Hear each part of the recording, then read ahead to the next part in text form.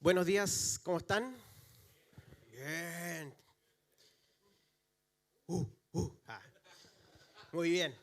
Qué bueno, se pueden tirar estas tallas, equipo, sin que nos reten. Bien, qué buena mañana, qué buen día, qué buena instancia de poder estar juntos como hombres. Estuve pensando harto en las dos oraciones aquí de Ulises y de Juan Carlos. De esta actitud de venir hoy día como hombres a buscar del Señor, a ver, a aprender de Él. Y algo que me gustó mucho y que es un poco el tono de esta conferencia, que es ser más como Él, aprender a ser más como Jesucristo. Y eso es algo que a todos nos hace harta falta, que todos anhelamos en cierta medida, porque a veces en la práctica no lo anhelamos tanto. Pero es maravilloso que realmente estemos un grupo acá, hoy día, juntos, sentaditos, pudiendo haber hecho muchas otras cosas quizás, estar acá juntos, buscando aprender de Jesucristo y buscando ser más como Él. Hoy día la conferencia se llama, como aparece ahí, Amor Sacrificial. Y cuando pensamos en el amor sacrificial, deberíamos pensar inmediatamente en Jesucristo, ¿cierto? En nuestro Señor Jesucristo. Es Él o es en Él en quien vemos este amor sacrificial. ¿A quién ama o a quién amó Jesucristo sacrificialmente? A la iglesia, a nosotros, ¿cierto? A su iglesia. Fíjense cómo lo presenta Pablo. Pablo, en la carta a los Efesios, nos habla acerca está hablando de las relaciones, ¿cierto? Las relaciones más, quizás más cercanas, y aquí está hablando de la relación matrimonial. Y dice, 25 al 27, dice, maridos, amad a vuestras mujeres, así como Cristo amó a la iglesia y se dio a sí mismo por ella, para santificarla, habiéndola purificado por el lavamiento del agua con la palabra, a fin de presentársela a sí mismo una iglesia en toda su gloria, sin que tenga mancha, ni arruga, ni cosa semejante, sino que fuera santa e inmaculada. Esto es tremendo. Y a mí me gusta cuando Pablo está hablando de un tema particular y toma el ejemplo de Jesucristo, habla de Jesucristo, y como que no puede evitar profundizar en Jesucristo y empieza a explicar, y yo creo que él seguiría escribiendo de Jesucristo, pero tiene que volver al tema del matrimonio después. Pero es tremendo porque acá vemos expresado este amor sacrificial en Jesucristo hacia su iglesia, ¿sí? Dice, Cristo amó a la iglesia y se dio a sí mismo, ¿sí? No la amó de lejitos, no la amó emocionalmente, sino que se dio a sí mismo. Y todos sabemos hasta qué punto se dio. Se dio hasta la muerte, hasta una muerte humillante, hasta una muerte inmerecida. Él no merecía morir, pero Él muere, Él se sacrifica. El solo hecho de encarnarse ya fue una humillación para Jesucristo, ¿sí? Porque Él es Dios, que tiene que estar compartiendo, estar acá siendo humillado por su creación, por sus criaturas. Él se sacrifica. ¿Para qué? Para que esa iglesia que no lo merece sea, ¿qué cosa? Santa. Y lo hace purificándola por el lavamiento, la lava. No la lava porque estaba limpiecita. Uno no lava las cosas limpias. Algunos quizás más obsesivos pueden estar limpiando las cosas limpias, pero en general limpiamos las cosas sucias. Lavamiento del agua con la palabra. Jesucristo limpia, purifica, deja a la iglesia brillantita, bonita. ¿Quién es la iglesia? Nosotros, su pueblo. Todos los que estamos acá, si creemos en Jesucristo como nuestro Señor y Salvador. A fin de presentársela, y sigue una iglesia en toda su gloria. Qué maravilloso. Es decir, el amor no quedó en sí amo, sino que hay un sacrificio que tiene un fruto. Y ese fruto es que nosotros hoy día, parte de ese fruto, es que nosotros hoy día podamos estar acá. Que seamos santos en el sentido de hemos sido sacados del pecado, ya no somos esclavos del pecado, aunque aún luchamos con él. Pero va a llegar el día en que no vamos a luchar con él. Vamos a estar ahí sin pecado. Y eso es porque somos súper bacanes nosotros. Eso es porque Jesucristo se sacrificó por nosotros. Solo por eso, por nada más. Ese es el amor sacrificial de Jesucristo. Ahora lo interesante de este texto es que está hablando del matrimonio y le está hablando a los hombres. ¿Sí? Está diciendo, ustedes amen a sus esposas así, de la misma forma como Cristo amó a la iglesia, entregándose a sí mismo, sacrificándose. Y todo esto que hemos reflexionado aquí un poquito. Por eso que Pablo no puede decir simplemente esa frase. Necesita ampliarlo un poquito más, porque es profundo, es muy profundo. ¿Y qué es lo que aprendemos de acá o qué vamos a tomar de aquí durante toda esta conferencia? Es que nosotros, hombres, debemos amar a nuestras esposas, principalmente, ese es el texto, pero no solo a nuestras esposas, sino que también a nuestros hijos, y no solo a nuestros hijos, sino que a nuestros hermanos, a nuestros padres. También Ulises oró para que seamos transformados en nuestra familia, en nuestros vecindarios, dijo. También debemos amar a nuestros vecindarios. Obviamente hay prioridades en cuanto a amar, ¿cierto? Pero no son excluyentes. Entonces, somos llamados nosotros a amar como Cristo ama. Y ahí, cuando yo escucho, reflexiono en esto, digo, chupaya, está difícil la cosa. Pero es importante primero que entendamos o que recordemos que eso es a lo que hemos sido llamados. Incluso cuando hablamos de que el hombre es cabeza, ese ser cabeza, ¿qué es? Es amar. Es amar sacrificialmente. A veces pensamos que es andar mandando. Principalmente es amar y servir, guiar sacrificialmente. Pero, ¿de dónde sacamos esto? Bueno, ¿cómo fue cabeza, cómo es cabeza Jesús de nosotros? Él vino a morir por nosotros. Él le lavó los pies a los discípulos. Entonces viene otra pregunta. Bueno, ¿de qué forma entonces podemos amar de esta manera?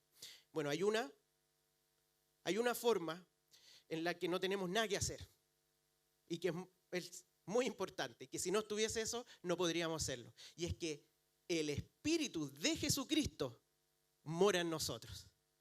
Es decir, si no fuera por eso, estaríamos intentando hacer algo imposible. Su Espíritu, el Espíritu Santo, mora en cada uno de nosotros y nos capacita para que al ver a Jesucristo, al mirarlo, al aprender de Él, realmente podamos imitarlo. ¿Sí? Porque el Señor no nos da este mandato porque somos súper capaces de hacerlo. Él lo hace a pesar de que no podemos y Él mismo muere y manda a su Espíritu para que seamos capaces de ir creciendo en amar sacrificialmente. Esa es no sé si manera es la mejor palabra, pero ese es uno de los aspectos que es fundamental para que nosotros podamos amar sacrificialmente. Y el segundo, que deriva de ese, es ser imitadores de Jesucristo. Hacerlo como Él lo hace. ¿Ya? estamos acá, quizás son respuestas obvias. ¿De qué forma puedo amar sacrificialmente? Bueno, amando como Jesucristo, ¿sí? Pero a veces pensamos que es una tarea imposible y en cierta medida lo es, pero Él mismo se encarga de capacitarnos para que podamos ir creciendo en esa labor como hombres. Y viene otra pregunta entonces, ¿cómo es que llevó a cabo Jesucristo esta labor? Entendemos que es en la cruz, principalmente, pero no exclusivamente. Porque no significa eso que cada uno de nosotros va a ir a construir una cruz de madera y se va a colgar y va a decir, aquí estoy amando sacrificialmente. No tendría sentido eso, ¿sí? Obviamente Jesucristo tenía todo el sentido porque ahí Él paga por nuestros pecados. Pero nosotros no podemos hacer eso. Y la verdad es que vemos a lo largo de toda la Biblia cómo Jesucristo, en su obra redentora, Él cumple 3 oficios.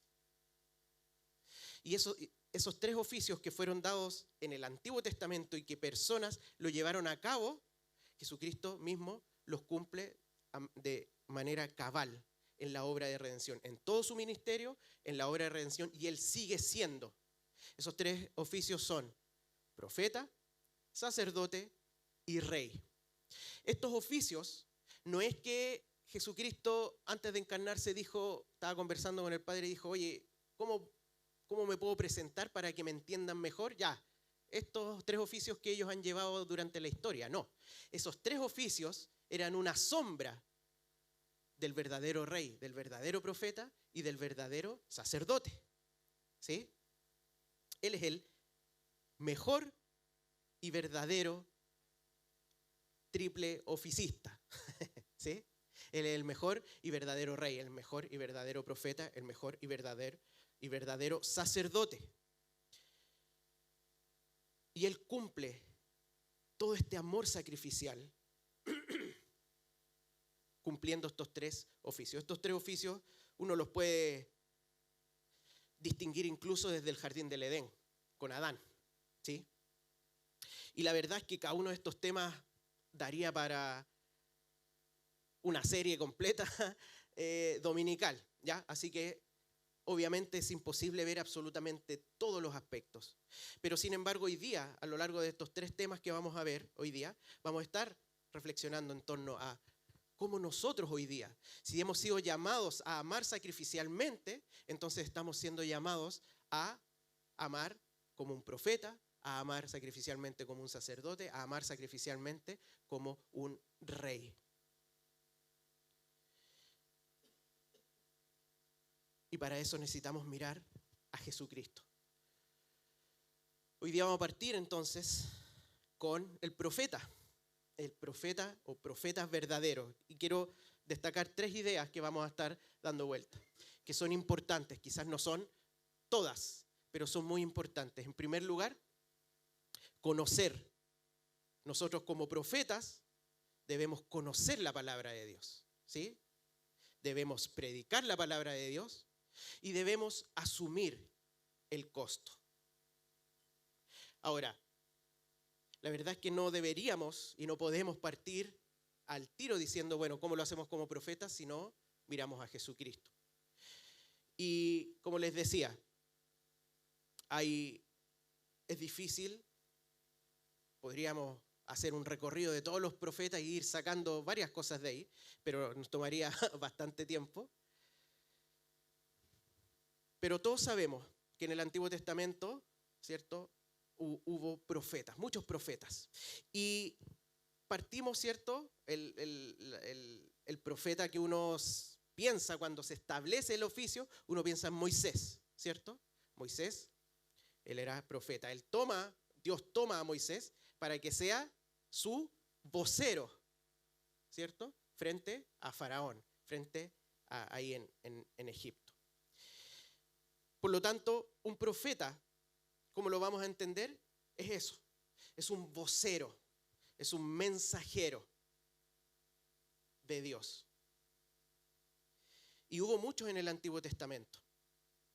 Incluso desde Moisés se prometió, él mismo, siendo él digamos, un profeta importante, un vocero importante, una figura importante del Antiguo Testamento, él mismo en algún momento dice, va a venir uno como yo, pero mejor. Y de ahí en adelante fueron profetizadas algunas veces, ¿cierto? Que iba a venir.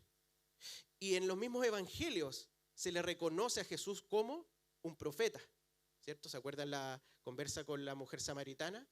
Ella reconoce, oye, tú eres profeta, ¿sí? Él mismo, cuando en Nazaret no hace milagros y se enojan ahí en la sinagoga, él dice, no hay profeta en su propia tierra, ¿sí? Pero quizás uno de los textos más importantes es este de Hebreos, que nos dice, Dios habiendo hablado por... me equivoqué. Dios habiendo hablado hace mucho tiempo, en muchas ocasiones y de muchas maneras a los padres por los profetas, en estos últimos días nos ha hablado por su Hijo, a quien constituyó heredero de todas las cosas, por medio de quien hizo también el universo.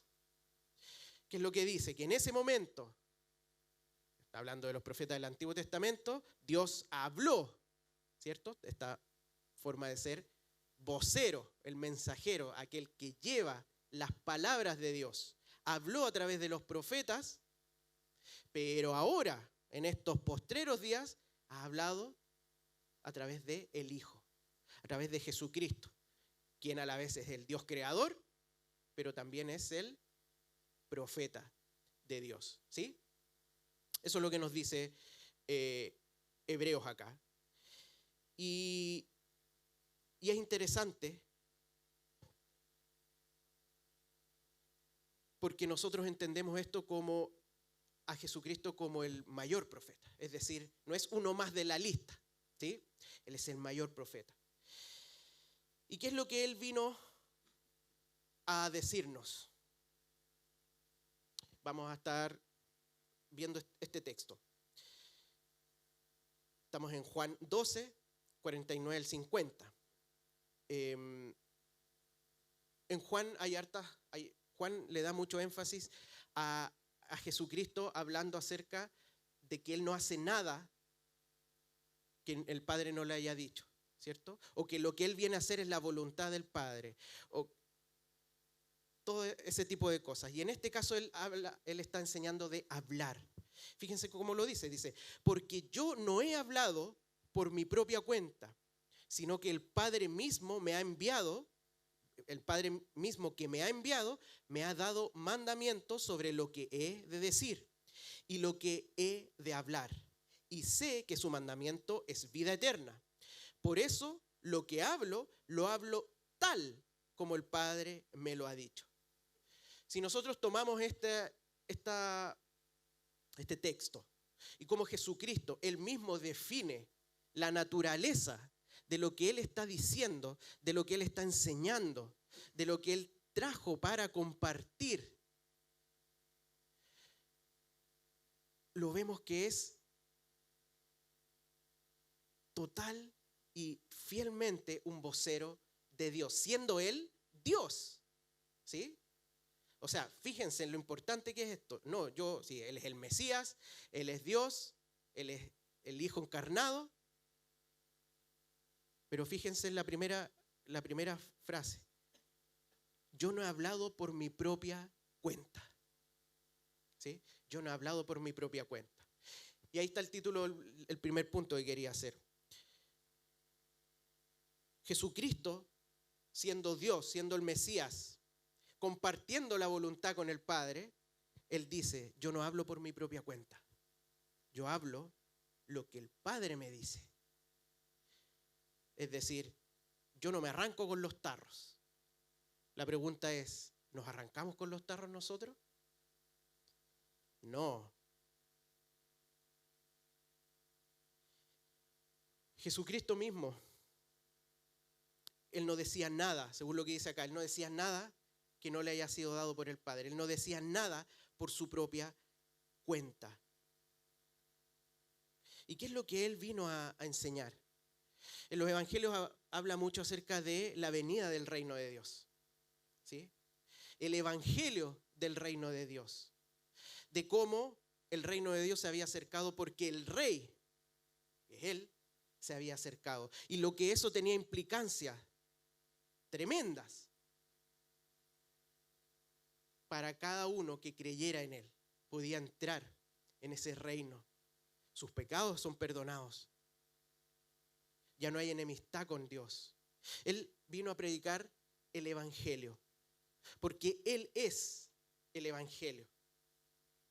En Juan 1, Él es el verbo. Él es el profeta porque Él es la palabra misma, encarnada. No hay mayor que Él en ese sentido. ¿Sí?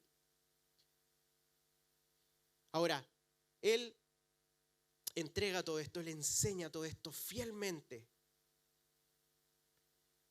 Pero Él se va. Él muere, Él cumple su misión, Él se sacrifica por nosotros, pasa unos días y Él se va. Bueno, se nos fue el profeta. Se nos fue el que Dios dijo, o el que Dios envió en estos postreros días para que nos hable.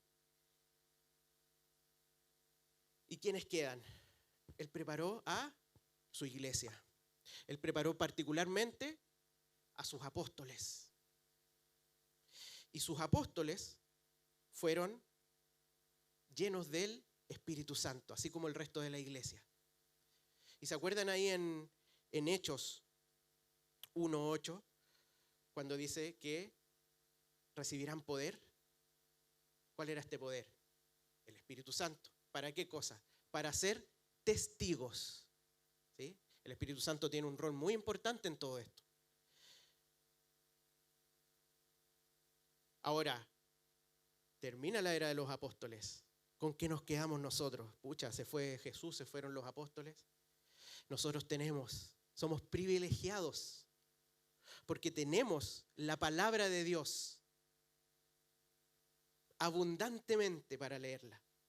Y su Espíritu Santo, como dijimos al principio, mora en cada uno de nosotros todavía. No es como que fue en ese periodo, o no es que solamente ahí se capacitó para ser testigos, es hoy día. Sigue siendo la misma obra y el mismo poder y el mismo Espíritu el que mora en nosotros. Ahora, todo esto es para simplemente que podamos reflexionar ahora. En primer lugar, estoy llevando a cabo este oficio profético.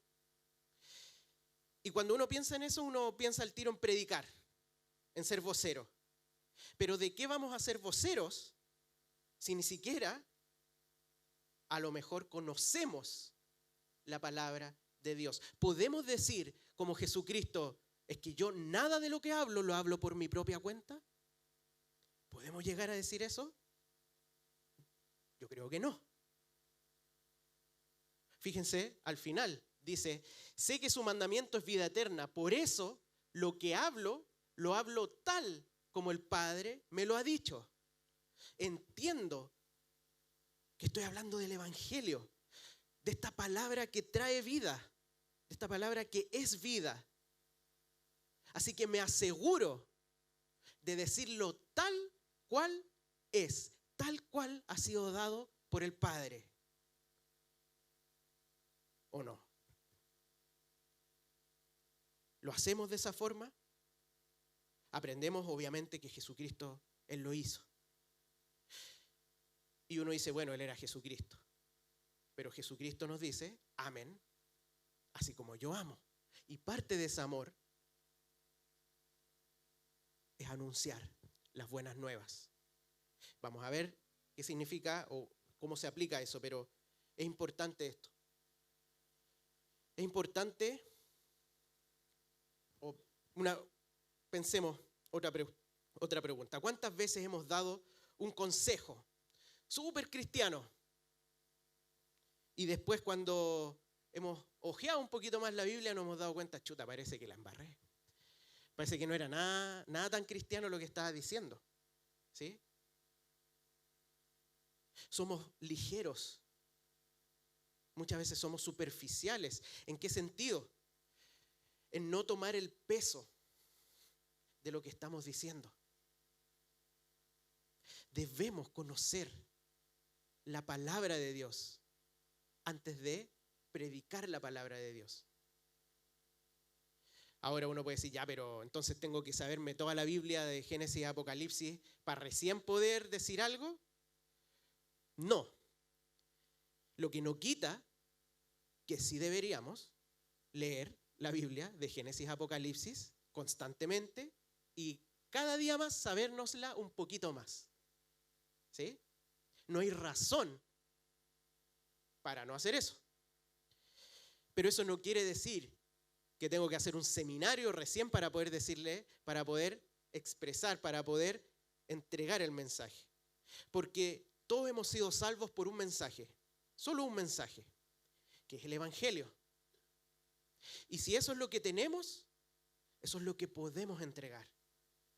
Pero tenemos una responsabilidad de seguir estudiando su palabra.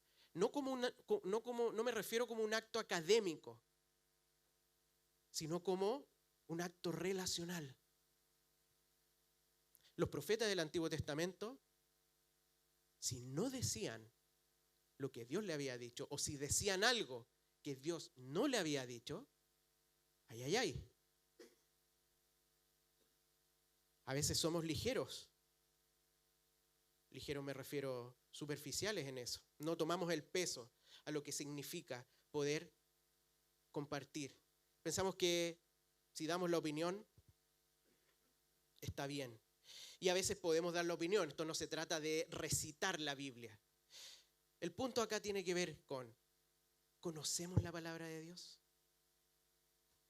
¿Conocemos la palabra de Dios?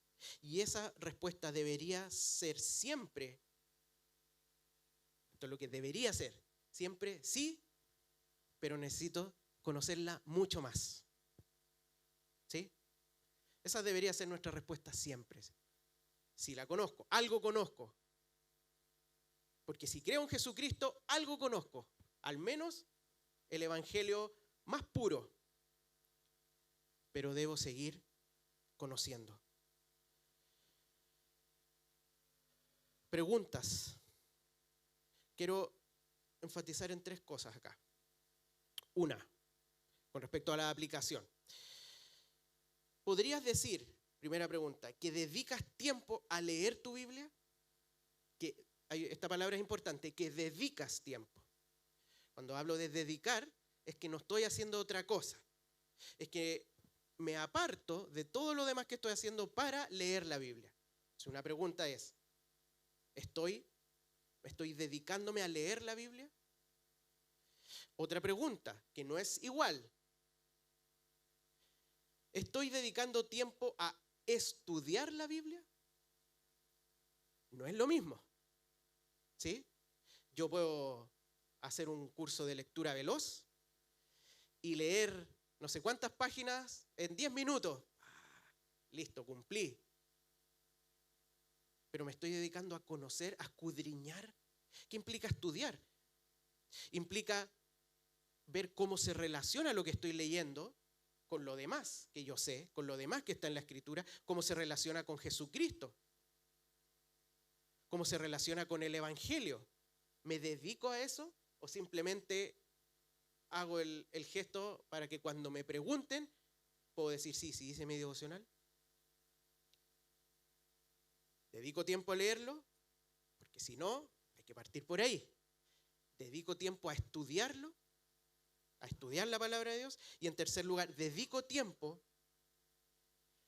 a reflexionar en cómo eso que aprendí impacta mi vida. Cómo eso que aprendí tiene un sentido en mi relación con mi esposa. Cómo eso que aprendí tiene sentido en mi relación con mis hijos, en mi relación laboral, en mi relación, en la situación que esté, en mis estudios. ¿Hago esa reflexión? ¿Dedico a eso o simplemente leo? Y sí, me gusta hacer estas conexiones y teológicamente ando impeque. Pero ¿cuántas veces tenemos una brecha tan grande entre lo que creemos y estamos convencidos y realmente llevamos a la práctica? Entonces, nuevamente, estas 3 preguntas. ¿Me dedico a leer? ¿Me dedico a estudiar? ¿Y me dedico a reflexionar cómo llevarlo a la práctica? Es importante. Si queremos ser profetas en este sentido o ejercer el oficio profético, es indispensable conocer la palabra de Dios. Es indispensable. Y el Señor nos ha dotado con su espíritu para que al leerla podamos comprenderla. Quizás no al tiro, no todo al tiro, pero tenemos su espíritu que nos ilumina para poder comprenderla. Segundo punto, nos quedamos con el mismo texto. Ahora sí, pues ahora viene el giro del profeta. Esto era una preparación, ¿cierto? Ahora viene el giro. La predicación de la palabra de Dios. Esto obviamente se deriva del primer punto. Si nosotros amamos o decimos que amamos a nuestra esposa, a nuestros hijos, a nuestra familia, a nuestros hermanos, a nuestros barrios, a nuestros colegas o compañeros, entonces vamos a predicar, ¿sí? Vamos a dar la palabra de Dios.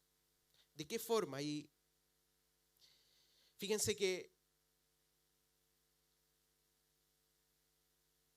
Jesús dice, y sé que su mandamiento es vida eterna. Sé que su mandamiento es vida eterna. Y es lo que habíamos hablado hace un ratito.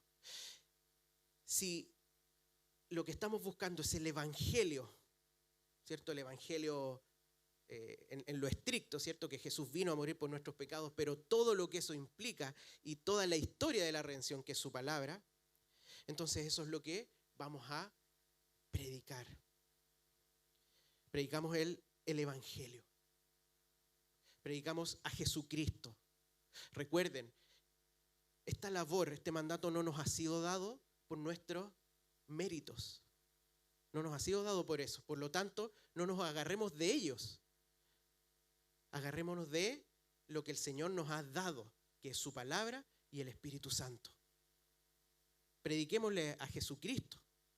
Ojalá que no se parezcan más a nosotros, que se parezcan más a Jesucristo. Y si se parecen más a nosotros, que sean las áreas en que nos parecemos un poco más a Jesucristo. La predicación es, como dice Pablo, no nos predicamos a nosotros mismos. ¿Por qué digo esto? Porque es muy fácil caer en una superioridad moral cuando yo soy el que estoy entregando un mensaje. ¿Sí? Es muy fácil. Piensen en sus familias. Es fácil. Si aquí el que tiene la autoridad soy yo y lo que yo estoy diciendo es porque deberíais ser más como yo, pues, entonces. No es eso lo que estamos buscando. A menos que seamos como Jesucristo, ¿sí? Pablo decía, imítenme a mí, pero como yo imito a Jesucristo, no por él mismo. Y el evangelio, entonces, a veces nos va a llevar siempre tiene que llevarnos a predicar de Jesucristo mismo. Pero a veces nos va a llevar a exhortar, a animar, a consolar. Y otras veces nos va a llevar a denunciar, a confrontar y a corregir. Y hagamos el ejercicio ahora de nuestras familias. Jesús, dice Juan mismo, que él era lleno de gracia y de verdad. Él decía la verdad, él no se callaba. Y sin embargo, él lo hacía con gracia. Él denunció la hipocresía de los fariseos, por ejemplo. ¿Sí? Nosotros estamos llamados entonces a predicar el evangelio. Pensemos en nuestros hogares, con nuestras esposas, con nuestros hijos. A lo mejor nos vamos siempre a denunciar, ¿sí? Obviamente no lo vamos a hacer al estilo de los profetas del Antiguo Testamento, probablemente, ¿sí? Pero sí, quizás estamos enfocados constantemente en lo que nuestra esposa, nuestros hijos, o quizás vivimos en otro contexto, nuestros padres, o en la iglesia, nuestros hermanos hacen mal. Y sí, pues estoy siendo súper bíblico, porque lo que tú estás haciendo es pecado. Y mereces lo que merece el pecado. ¿Y dónde está la gracia? Que la gracia no quiere decir simplemente hago oídos sordos. Voy a poner un ejemplo concreto. Un hijo, imagino que habemos varios padres, un hijo que hace algo contra nosotros. Y eso da rabia, ¿sí? Uno se molesta. Una falta de respeto, por ejemplo. Uno sabe que eso está mal y que va en contra de la palabra de Dios, ¿sí? De honrar a los padres, de sujetarse a los padres, como dice Pablo ahí en Efesios mismo, ¿cierto? Obedecer a los padres. Y simplemente podríamos decirlo, estás pecando, lo hiciste mal, castigado. A lo mejor merece un castigo, la disciplina es parte de esto. Pero ¿qué es lo que me interesa a mí? Fíjense que los profetas del Antiguo Testamento y el discurso de Jesucristo y Juan el Bautista, el último profeta, era arrepiéntanse. ¿Sí? Era arrepiéntanse. Los del Antiguo Testamento era arrepiéntanse. Ellos fueron condenados porque no se arrepintieron. ¿Sí? De cierta forma, Israel no fue condenado ahí cuando llegó Babilonia, o el reino del sur, porque fue rebelde, sino que porque no se arrepintió de su rebeldía, porque el Señor los llamó a arrepentimiento. ¿Cómo yo puedo hacer? ¿Cómo yo como padre, en este ejemplo del hijo, puedo ser un profeta? Debo llamarlo a arrepentimiento, no solo diciendo, oye, arrepiéntete. Porque el Evangelio también es gracia y el Evangelio también es consuelo. Debería yo ir y preguntar, indagar, ¿qué es lo que pasó ahí, por ejemplo? ¿Por qué hizo lo que hizo? Y de esa forma yo tener una herramienta para poder darle el Evangelio en eso que está pasando en su corazón. Porque probablemente si yo simplemente lo castigo, estoy velando porque yo me sentí mal, porque a mí me hizo daño. Y eso es parte del último punto, que ya estamos a punto de pasar. Pero pensemos en esto. Lo que nosotros entregamos, somos voceros de la palabra de Dios, debe ser, y por eso es necesario conocerla, es completa. No es solo andar condenando, o ni siquiera condenando, no es solo andar denunciando. Hay que denunciar el pecado, pero con gracia. Hay que predicar. El Señor nos dice, ustedes son vil pecadores, pero yo vine a morir por ustedes y todo aquel que cree en mí no se pierde y tiene vida eterna. ¿Sí? ¿A quiénes debemos predicar llevando a cabo quizás ya lo hemos dicho, pero en primer lugar a nosotros mismos, tomando un poco el punto 1, debemos llevarnos el Evangelio a nosotros mismos. En segundo lugar, estos son puntos que yo le estoy diciendo, no son rígidos. Nuestras familias, nuestras esposas, nuestros hijos. Si no tienes esposa, si no tienes hijos, si eres soltero a lo mejor, igual tienes un contexto familiar. Y si no, tienes un contexto de hermandad en la iglesia como cercano, a nuestros círculos cercanos. Como yo estoy alimentando a mi familia, ¿la alimento con la palabra de Dios? ¿O simplemente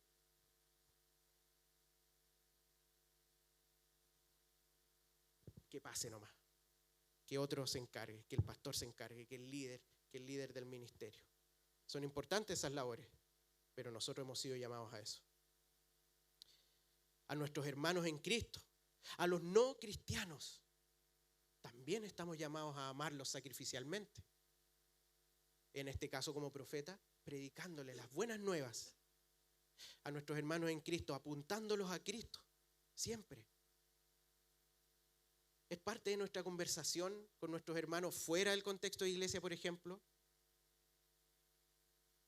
Jesucristo, el Evangelio, la aplicación del Evangelio en nuestra vida. Es importante que reflexionemos con respecto a eso.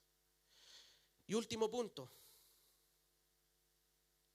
más cortito pero importante.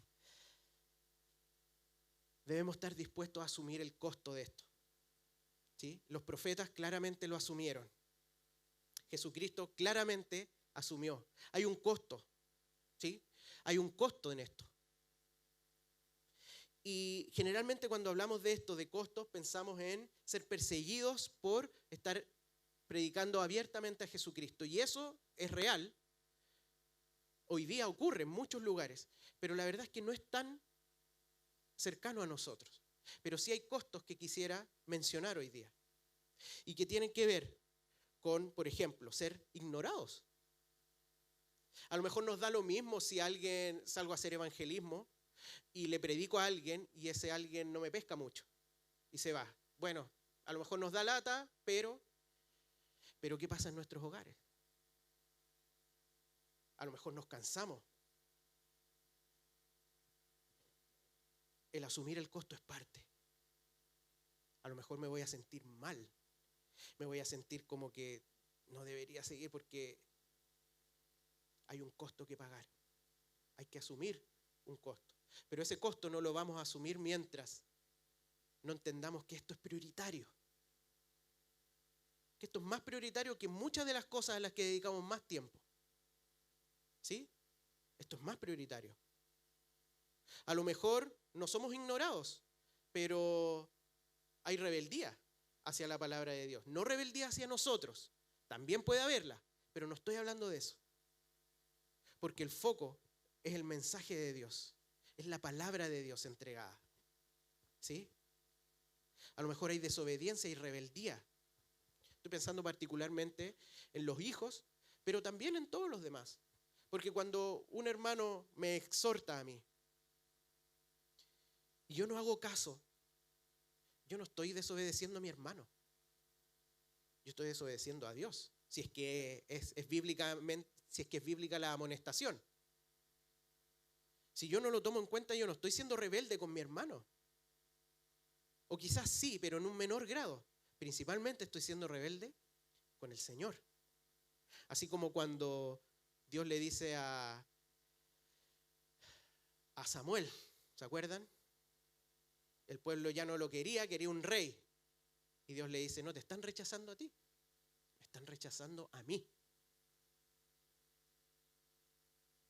Se taimó y se fue Samuel, ¿o no? No.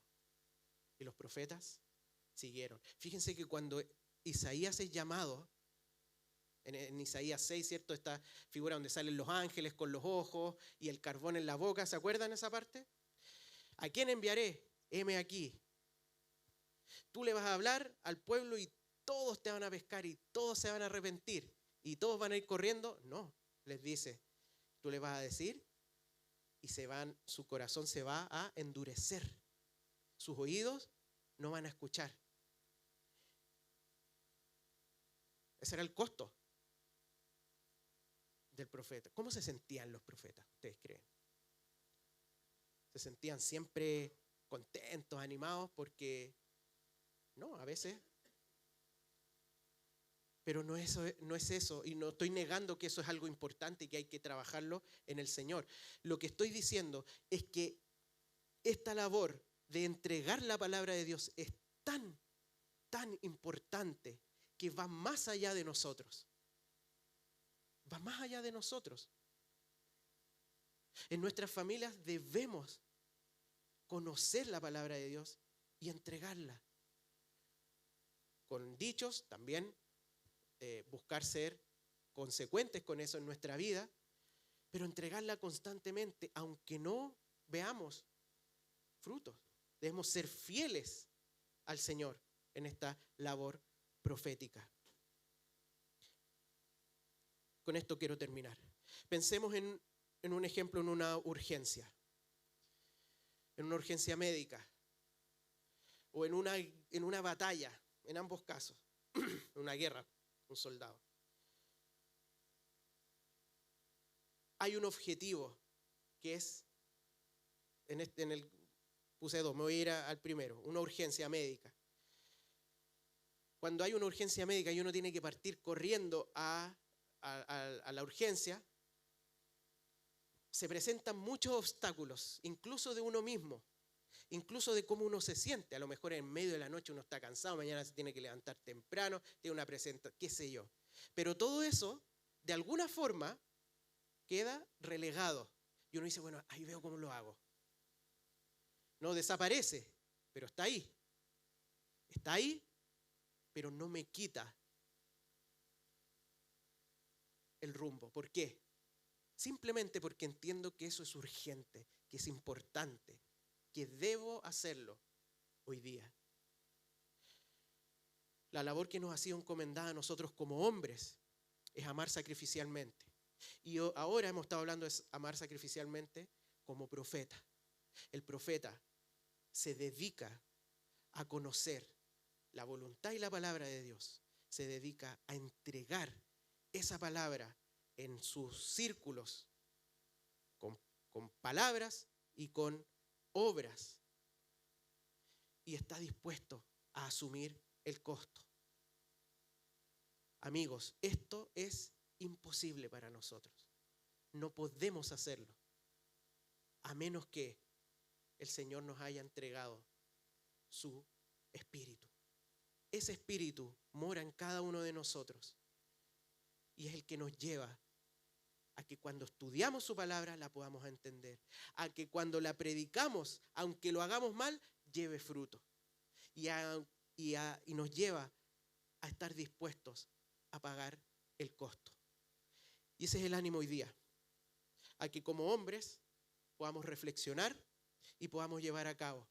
Y si nos cuesta y si no queremos y pidamos en oración a nuestro Señor, porque Dios nunca nos da un mandamiento sin proveernos lo que necesitamos para llevarlo a cabo. Así que vamos a orar al Señor ahora, pidiéndole que el Señor nos guíe en este proceso. Señor, te damos gracias porque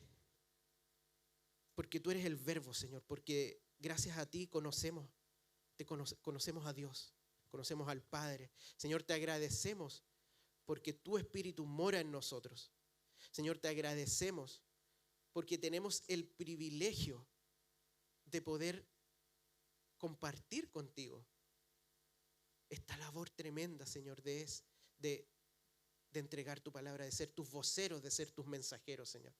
Señor, te queremos pedir que tu Espíritu Santo nos llene, Señor, para que podamos ser fieles mensajeros, no hablar de nuestra propia cuenta, no hablar de nosotros, sino de ti, Señor.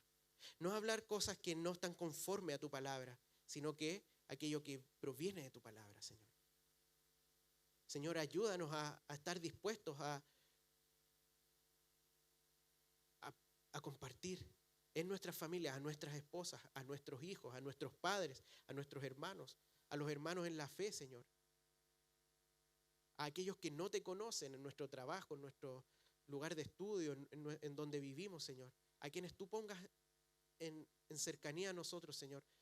Queremos compartir de ti. Queremos compartirles de ti. Señor, ayúdanos a pagar el costo, a estar dispuestos, gozosos, así como tú lo hiciste gozosamente por lo que venía después. Así también nosotros queremos estar dispuestos, Señor, a ponernos en segundo lugar y ponerte a ti, Señor, en primer lugar. Te agradecemos, Señor, por este tiempo. Lo pedimos en el nombre de Jesús. Amén.